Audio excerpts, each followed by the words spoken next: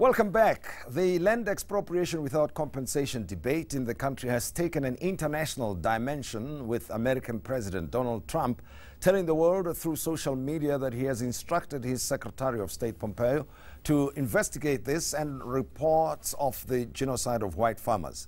It was grossly irresponsible of the United States President to make such an exaggerated claim, but it highlighted the international interest in the matter.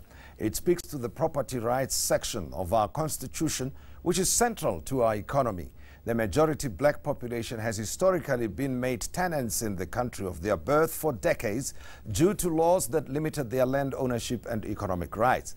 The President, Cyril Ramaphosa, calls it the original sin that must be resolved. Meanwhile, public hearings have been held, and the committee tasked with the compilation of the report says it will be ready by the end of September.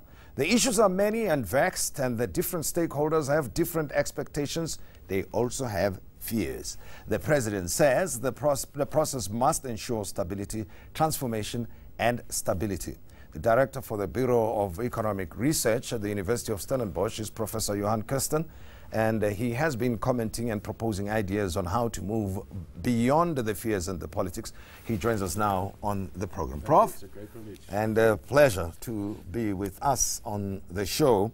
Now, how did you've been commenting, running a series of articles in the Business Days, specifically with your colleague from Agbiz, Wandile Sihlobo. Just tell me about your collaboration, how you got together to try and address this question. It's basically through the Association of Agriculture Economists we got to know one another, and Wandile has an interesting style and way to communicate very difficult concepts.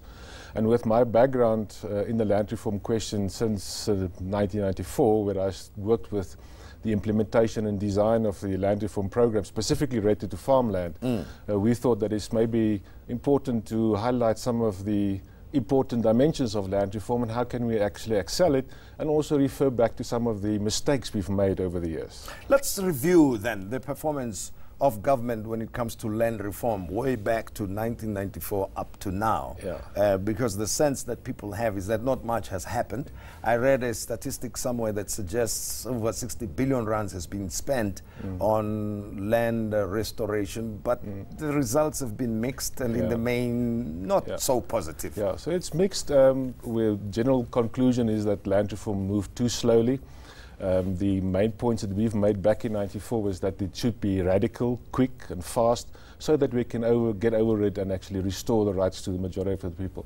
So we've always argued that often when you involve the state too much and spend too much in terms of the bureaucracy, the program stalls, it becomes too slow, patronage kick in, inefficiencies kick in. So we've argued in some of the articles that the market-assisted approach is sometimes the better approach, but the word assisted is very crucial here. The government needs to assist new owners of land to acquire land in a substantive way, and I think we've done too little, too late in terms of that process.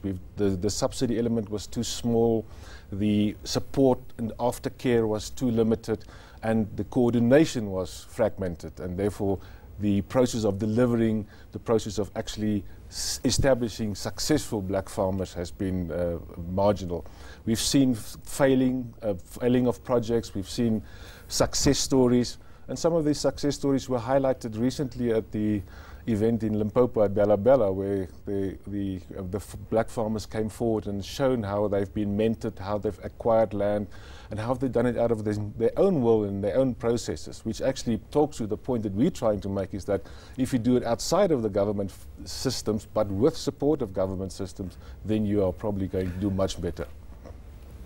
But you know, when you throw in politics around land ownership, something else happens. Yes. So let's go back to the history, because figures get thrown around to say white South Africans own 80% of land, or 74, the figure floats somewhere between that, and that black South Africans, who are the substantial population group in the country, own only up to 14% of the land. And this has got to do with certain laws that were passed in the past.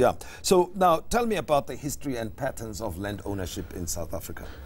That's probably going to be our whole show. Well, I don't mind, just because we can can move from a position of facts and, evidence. We need to understand the colonial legacy of our country and how land rights of black people were not respected, actually been demolished.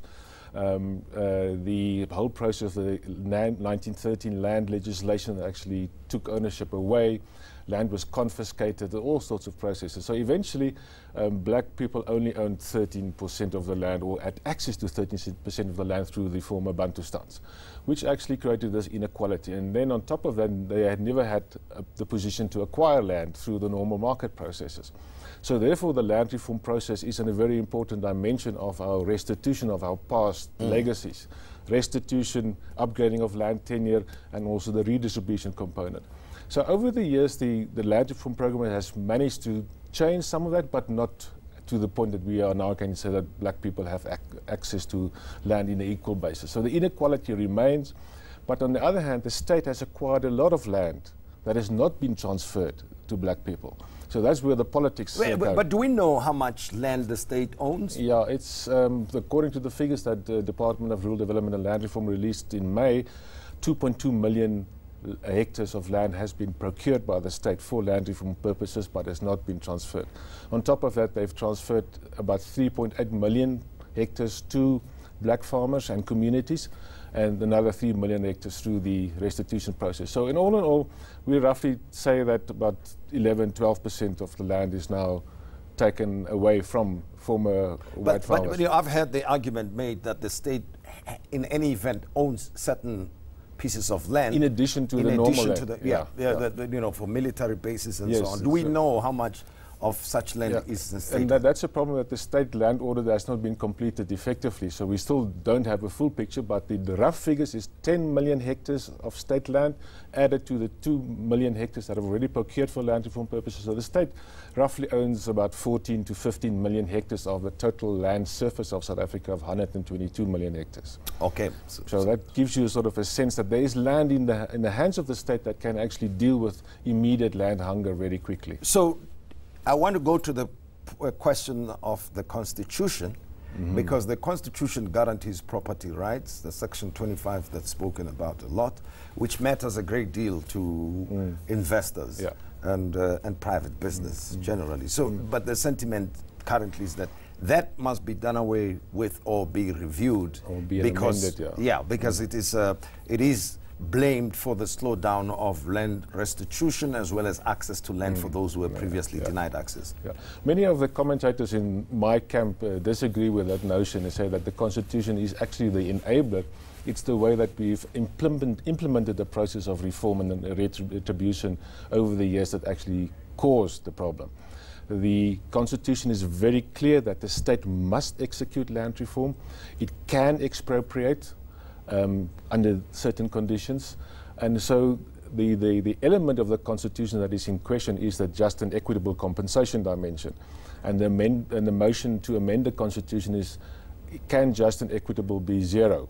And the argument that some of the academics hold is that just and equitable can on certain conditions be zero, and therefore land can be expropriated without compensation. So the Constitution is well written, well prepared, and can actually execute that mandate of the state for land reform purposes. So the debate has been going on through various ways, and it's not really helping us in terms of progressing with the reform process. In the last year, only 10,000 hectares of land has been transferred to black farmers. Only 10,000? Only 10,000. Out of a potential? Millions. Millions of hectares. Yes. So that is the worry. I mean, okay, let me stay with that number for a while. 10,000 hectares. Yeah, that is if you compare the number redistributed in 2017 February budget and 2018. Now, so in terms of the private exchange of land, where people buy land privately, what do their numbers look like?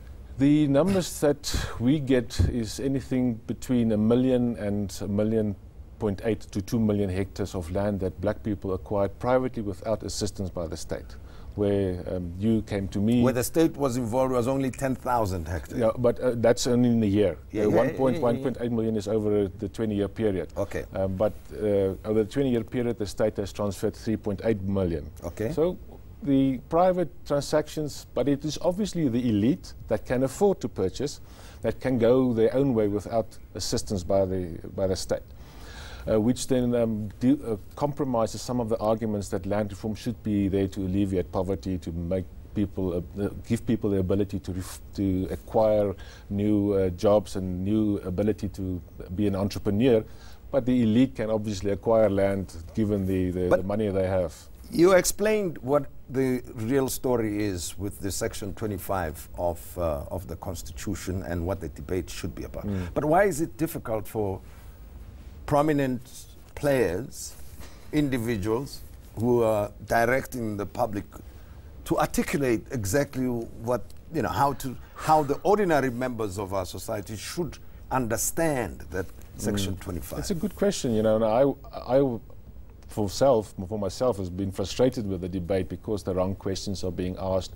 The questions should have been asked, but why did we stall the process? Why did the process implemented not moved us ahead in terms of a more equitable society? And that's the fundamental question, not whether the Constitution is the disabler. The Constitution by definition tasks the state to execute land reform. So have we failed our constitutional mandate is the more fundamental question, and why have we failed? And why have we failed? That's the question that we will be probing when we return. I'm talking to Professor Kirsten, and he's with me here to discuss land reform, and we will be paying particular focus on agricultural land.